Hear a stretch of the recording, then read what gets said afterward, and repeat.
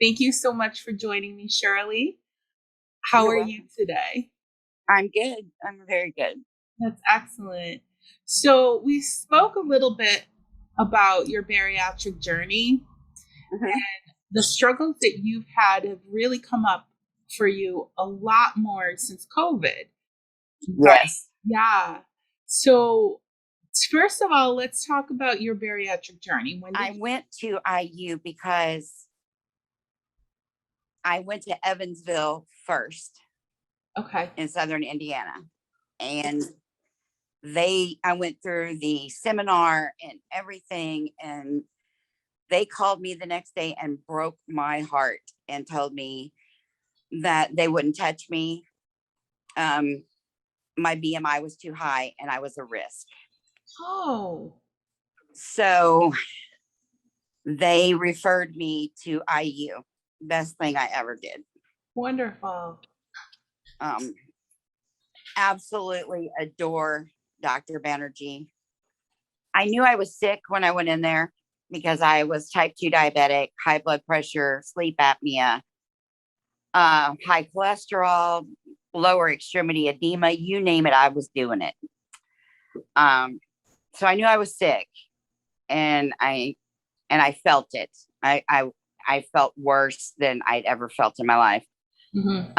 But when I walked in his office and I got on that scale, that was when I got slapped in the face.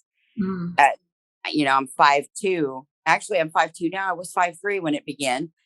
And I weighed 398 pounds. I had a BMI of 72. Mm. And so, I sat there in tears the entire time. I knew why I was there. I knew what I wanted to do before I went in there. I researched every in and out of the procedure. I committed my bariatric Bible to memory. Had my surgery. Everything was just beautiful. I mean, I before I even reached. Well, I had surgery in May of 2019, and by August, I was completely off of my diabetic medicine. That's wonderful. I was insulin dependent up to that point for 6 years. And in August, she stepped me down and said, okay, instead of the 50 units 3 times a day you're taking, I want you to go down to a flex scale. And my sugar kept bothering me. So finally, she's like, you know what? Let's take you off completely and see how you do. My last A1C was 4.5, and I'm no longer considered a diabetic. I have not had blood pressure medicine since 2 days before my surgery. Wow. Um, I'm not on cholesterol medicine anymore. I don't have the edema problems that I had before. You have to be prepared for this journey before you take this journey because it's not a weight loss program and it's not a diet. You have to completely reprogram yourself. That 6 months, I swear to you, I never cheated, not one single day of my 6 months. I promised Dr. Banerjee this is what I'm going to do, and I didn't break that. May of last year was my 1 year, Okay. and COVID was just coming on the scene good, and I had my 1 year over the phone with Dr. Banerjee, and he kind of hurt my feelings a little bit, but I know that's the position that he's in because he told me that I should have lost more weight by then. I know that there is still weight that I need to lose. Not a problem. I know that I need to do that. And I also know the tool that I have still in my abilities, but I couldn't get out and walk anymore. So we were stuck at home, and it wasn't that I made a lot of bad food choices because that's not what the problem was. COVID hurt me in the ability to exercise like I was doing. Okay. I hurt me when I realized that, you know what, you really do have a food problem. You really do have a food addiction. We can have this surgery to fix immediate problems. The hard work comes into that 1 year mark because you don't lose it as quickly as you were before. Right.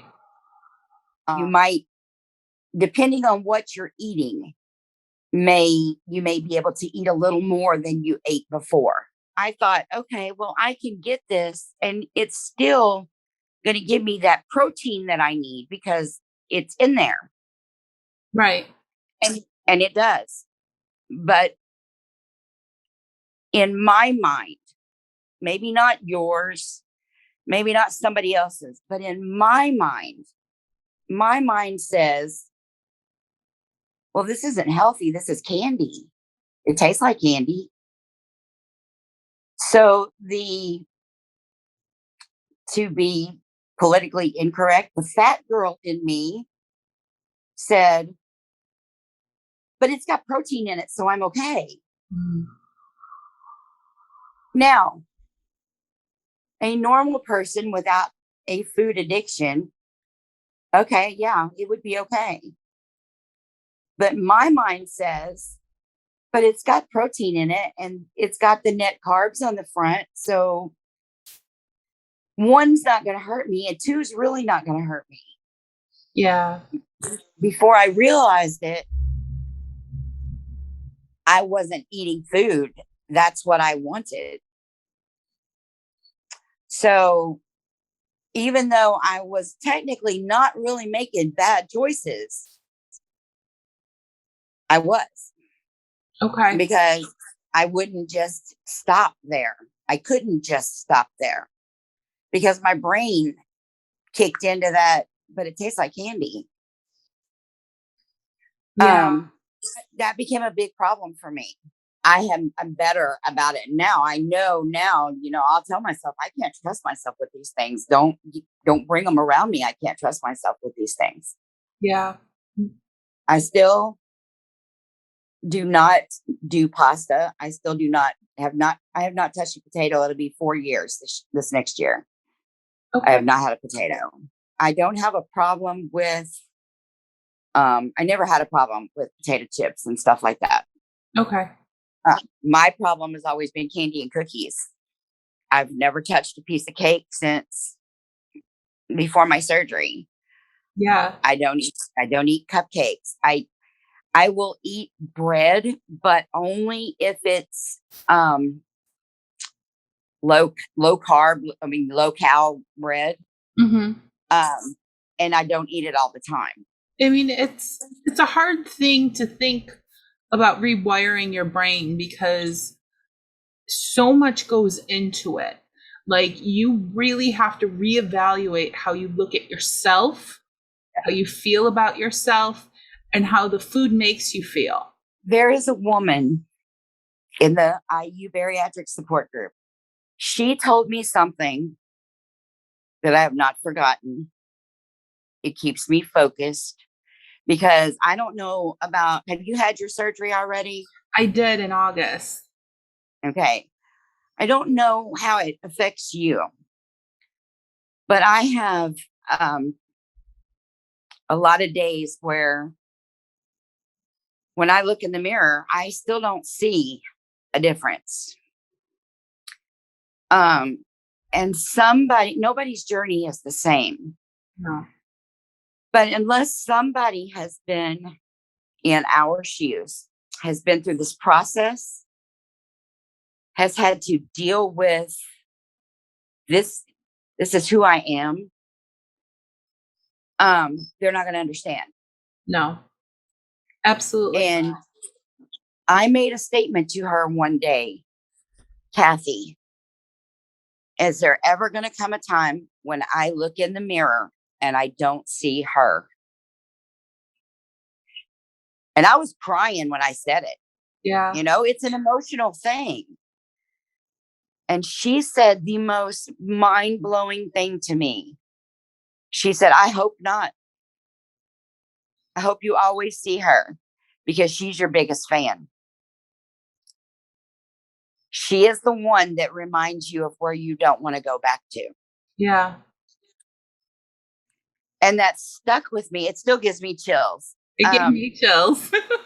Because it's a very powerful statement. Yes, it is. It's an extremely powerful statement. If I lost the weight that Dr. Banerjee says that I should lose, I should be down to 130 pounds. Okay. That's not only is that not something that I can wrap my head around still, but it's not something that interests me. Right. I've always been a big girl. Me too. So in order to get down to that number, to me, I would not look healthy. And it's not a number that attracts me at all, even mentally. It would get my BMI to where I am no longer considered obese or overweight. Yeah. And that's fine. That's great. That's groovy. And if there are people that want to do that and can get there, kudos to them. Beautiful for them. I will back you 100%. I would be happy. I will be happy when I get myself to, I want to get to at least 170. Okay. And I picked that number because that is the spot where I will find my happy spot. That's where I want to be. Right. I'm at 245 now. Okay.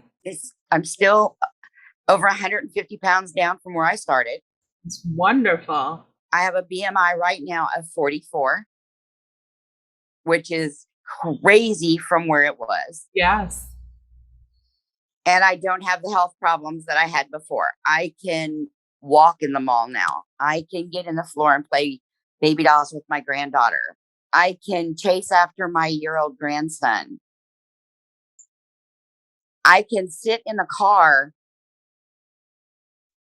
and I don't have to pull the seatbelt for days to get it to fasten around me. Mm-hmm. I can get my grandson between me and the steering wheel. Okay. I can look down at the floor and I can see my feet. Yeah. These are all things that I could not do.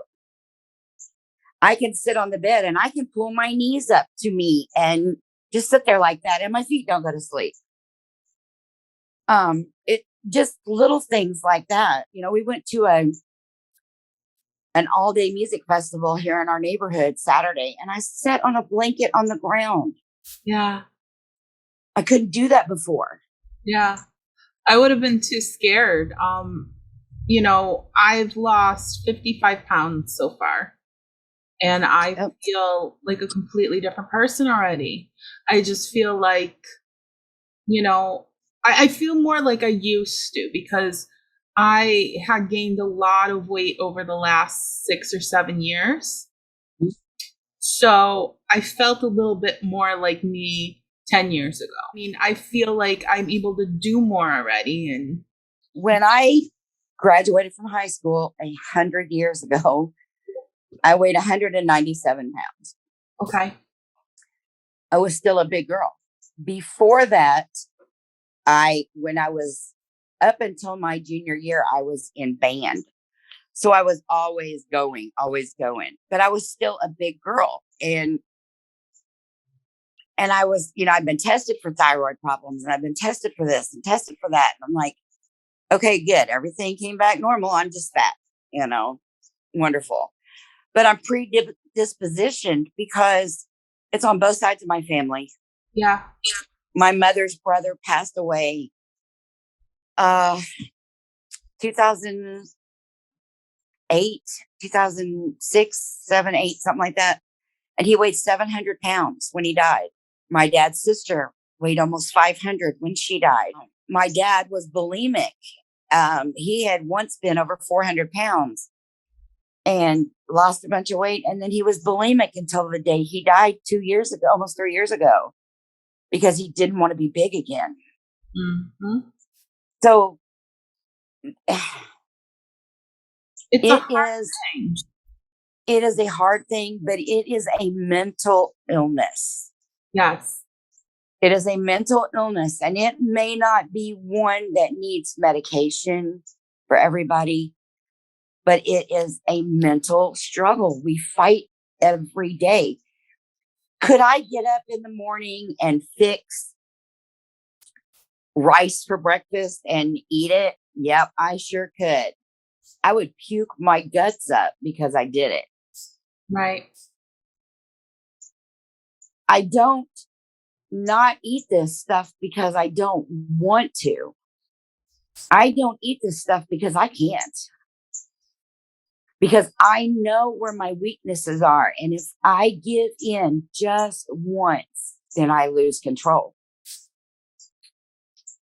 Food addiction is a real thing. It's also it is a real thing. It's a serious mental illness, because people don't look at food addiction the way they look at other addictions. They don't. There is Overeaters Anonymous, but I don't think that people in the general population see it, because they might see, Joe drinking a couple too many beers and just laugh and say, "Oh, he's just a drunk." No, he's an alcoholic, but you see a heavy person sitting at McDonald's eating a burger, and you might snicker at them or point. Yeah, look at that. Look at that fat person eating. Look at that fat person eating McDonald's. Maybe if you put down the burger, you wouldn't be so fat. Yeah.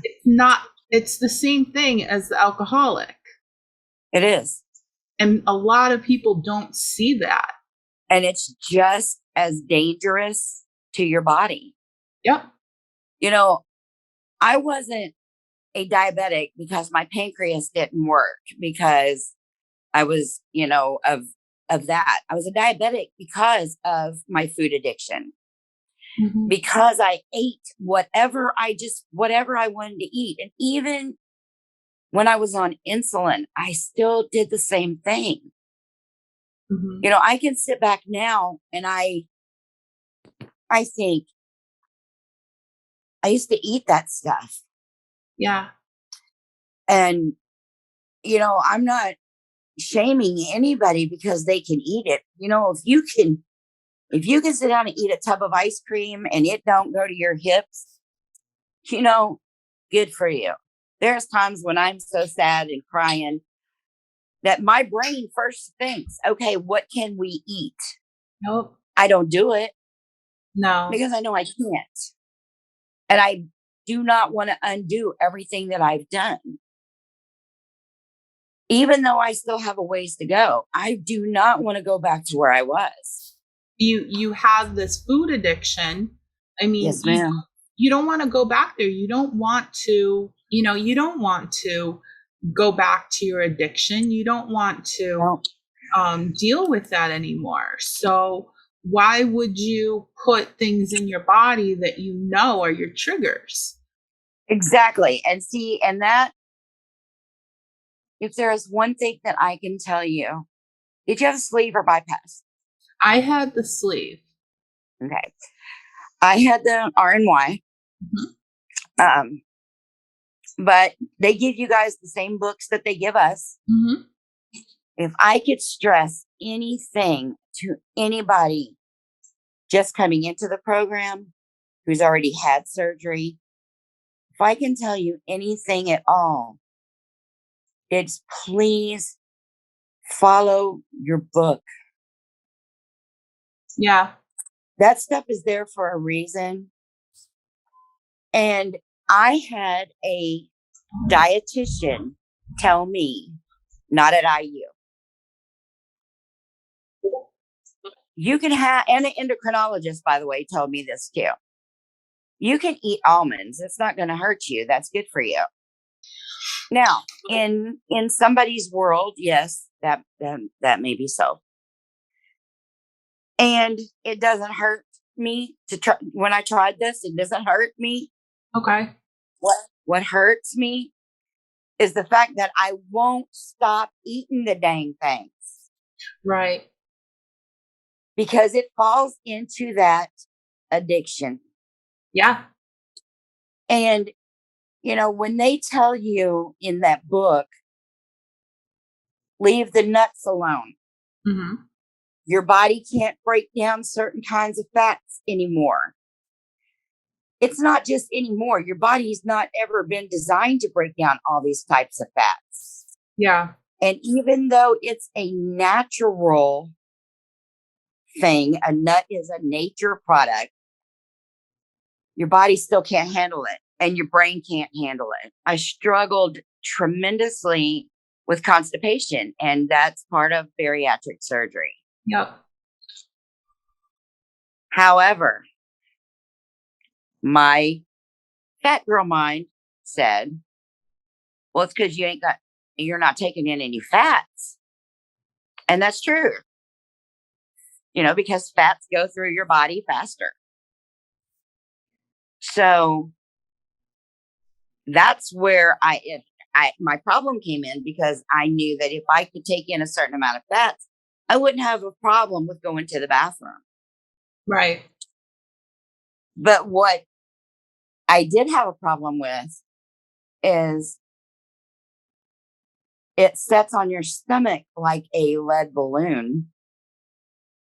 Yeah. And I don't have that half a stomach there. I have a pouch. So it really hurts me. Yeah. Because if I eat something I shouldn't eat, or I still don't feel hungry. Now here I am 2 years later and I still do not feel hungry. I don't have that. So when people say I came home from the hospital feeling hungry, no, you did not. Mm-hmm. Maybe mentally. Your brain came home from the hospital saying I'm hungry because I haven't eaten. Right. The gurgles that we hear that that's my stomach growling. No, it's not. It's called intestinal gurgles, because you haven't drank enough and your body needs fluid. Oh, absolutely. There's a reason why they tell us to take in so much fluid a day and so much protein a day. Because if you don't take those in, your body is not going to be nourished like it needs to. And you're not going to lose the weight that you want to lose. Right. So even though I was still taking in proteins, I was taking in wrong proteins for the wrong reasons. So these are all things that I'm having to undo now. I still eat my yogurt. I still drink my protein shakes. Not like I used to, but I still have them here if I want them. If my brain says we need to eat something, I grab string cheese. Okay. It's not really considered a processed meat. Hormel makes pepperoni sticks, kind of like the turkey sticks. Okay. It's not turkey pepperoni, so I don't eat a lot of it, but it is something I can grab. Like if I'm going to pack a bag and be in the car, then I'll grab something like that I know I can eat it. Right. My grandkids make fun of me when I come to stay with them, because I pack what they call my Gigi bag. And it's got protein drinks and yogurt and cheese and stuff in it that I need to take with me. Right. I cook for my family all the time. Yeah. But I can't eat it, So I have to either adapt what I'm fixing. Most of the time I fix it to where I could eat it if I wanted to. Mm-hmm. But I don't, because I can't handle beef. Okay. The only way that I can do beef at all is it has to be finely ground beef.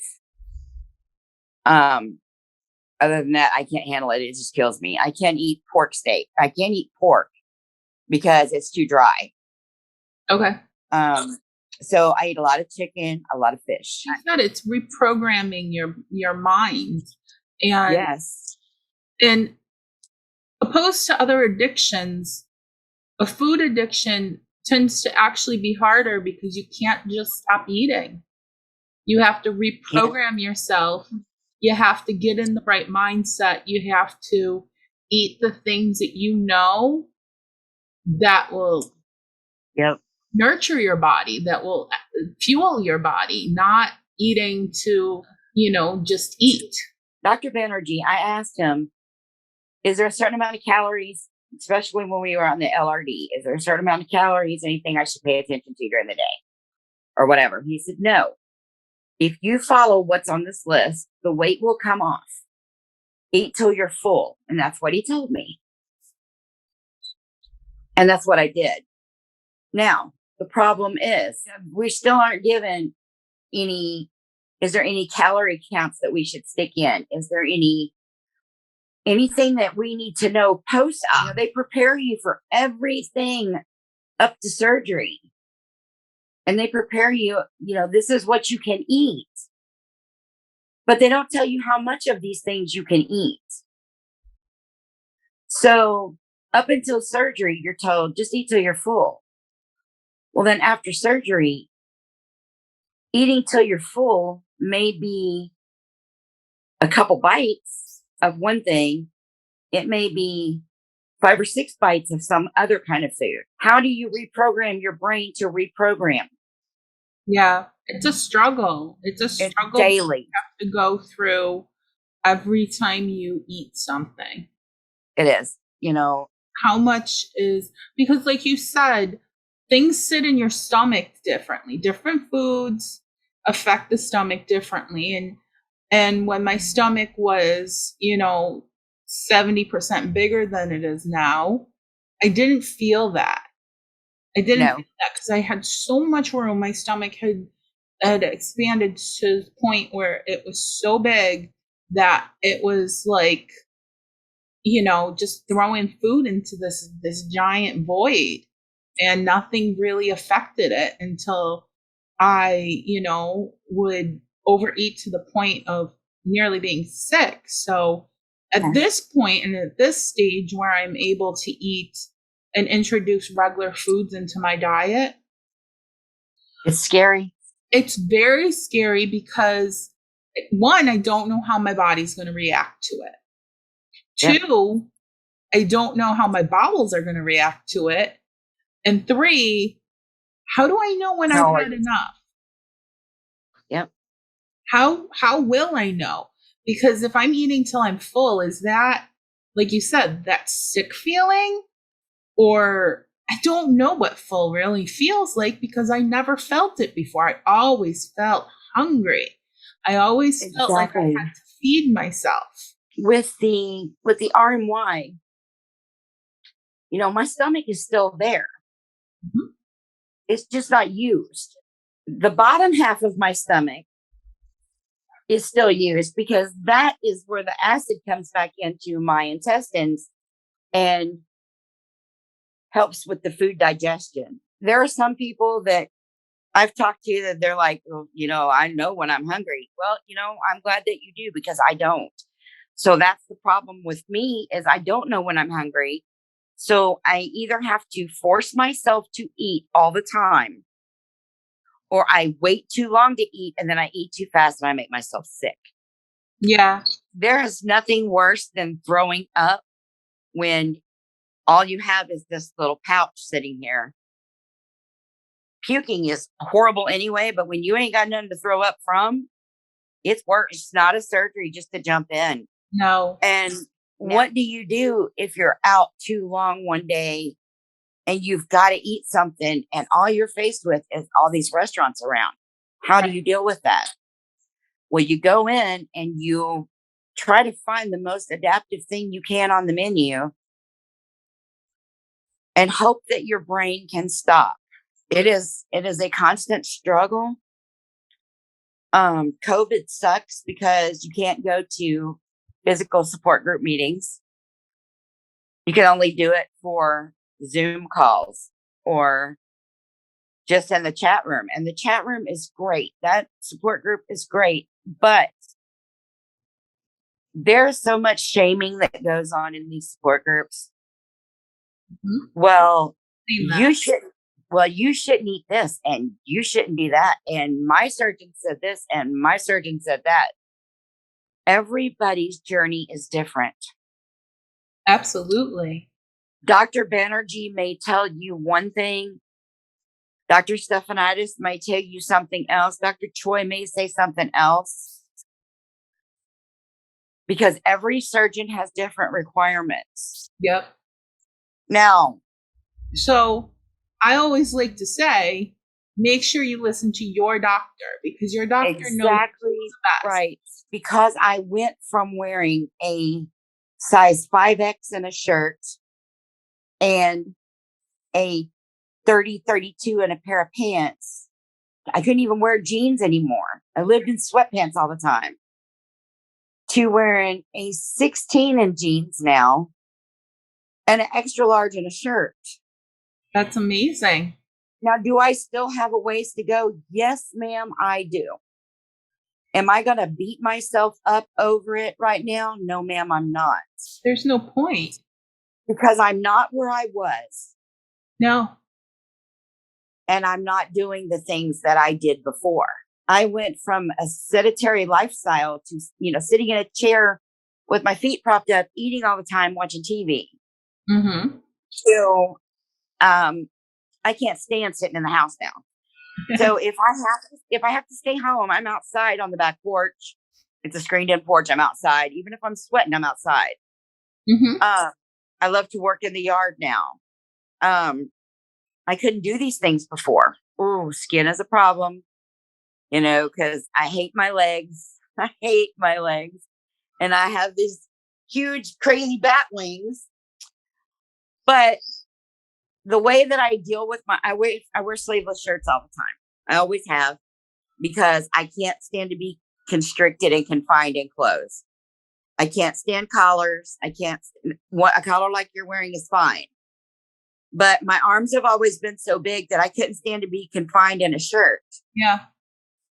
So the way I deal with looking at my arms now, do I wish that my arms were small? Yes, God, yes, I do. But I also keep telling myself that this skin that's hanging used to fit. It's true. And it doesn't anymore. So there's ups and downs out of it. The first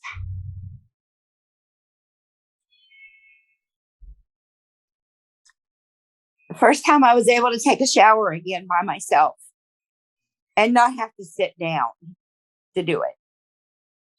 That was huge. Yeah. When I could shave my legs again, standing up, that was huge.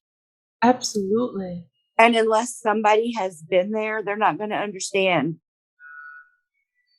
Because I had a friend say, oh, well, you didn't take showers. No, I took a shower.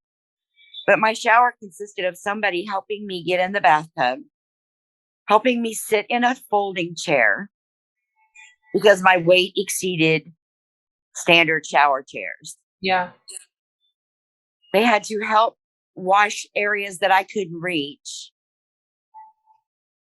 And then they had to help me get out of the shower and help me get dried off and get dressed. I got to where I could no longer take care of myself. And the first time that I was able to sit down in a bathtub again, I may as well have lost 500 pounds because I had gotten that part of my independence back. Such a wonderful thing. I could do for myself again. I didn't have to have somebody do it for me. I can get up and go to the kitchen now, and I can fix something to eat if somebody else doesn't want to eat.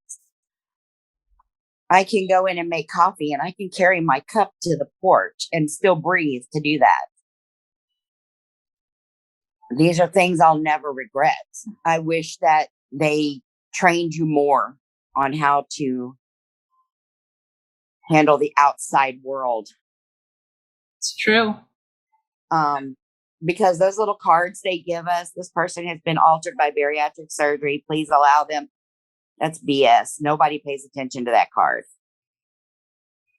They won't let you order, a small this or a small that. If you don't have a child with you, they don't let you order off the kids menu. We've had enough of the fat shaming. Yes. We need to not accept people the way they are, but simply learn about the struggles that they have and educate yourself on what, you know, what it's like to live in another person's shoes. You know, there's so much right now going on with accepting people for what they go through. But when it comes to overweight people, it's always about, you did this to yourself, you should suffer for it. And to a point, yes, we did do it to ourselves. Nobody made me eat. Nope. Nobody made me eat anything. But at the same time, society did it to us too. Because society let us know, well, you're not a supermodel, so, you know, you don't count. We don't want to just wear elastic waist. No. We don't want to wear the ugly clothes because it's in the plus section. Right. But that's what we get. Absolutely. Because, oh, you're big, what does it matter?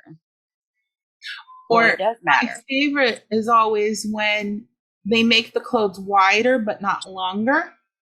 So they don't even cover your belly, because it's the same as, like, same length as a large or an extra large shirt.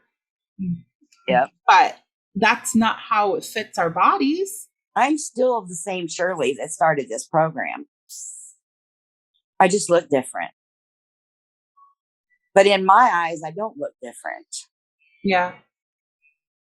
In my eyes, there's times that I'll be like, oh, I feel cute today, you know, so, you know, I'll go and fix, I don't wear makeup all the time, but there's just sometimes I want to.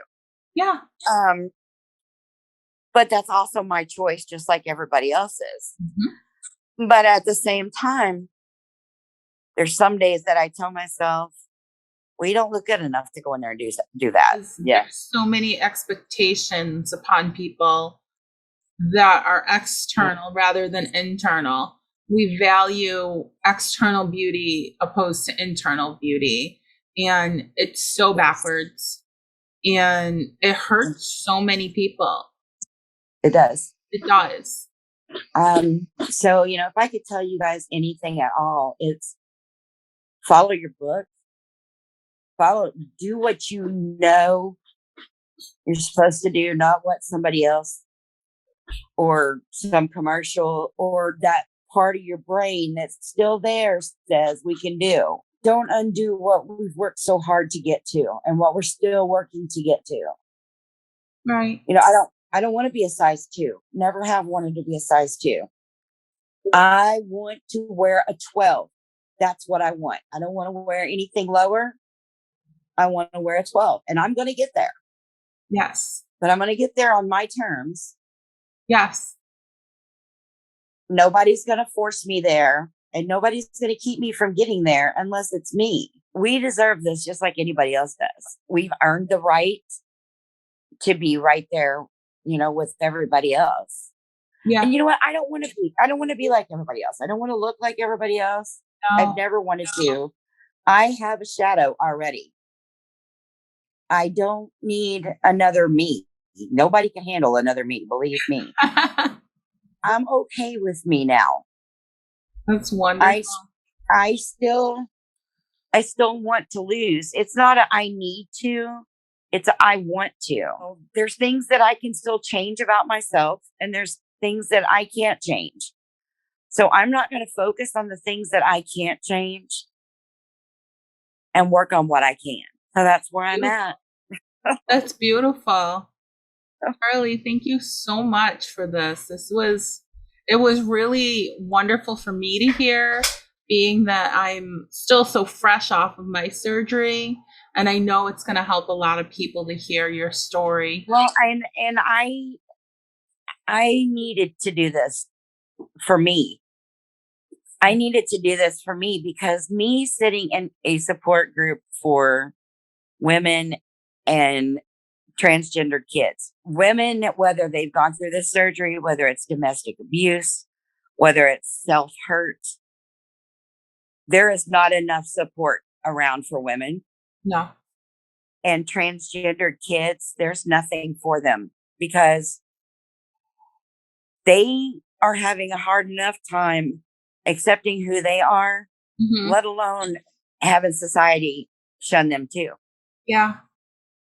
So that's what I want to do. And eventually I'm going to get there to where I can do that. But for right now, if I can help just one person with what they're feeling, because we've all felt that, we've all been there. If we can't help each other, we can't expect society to help each other, us.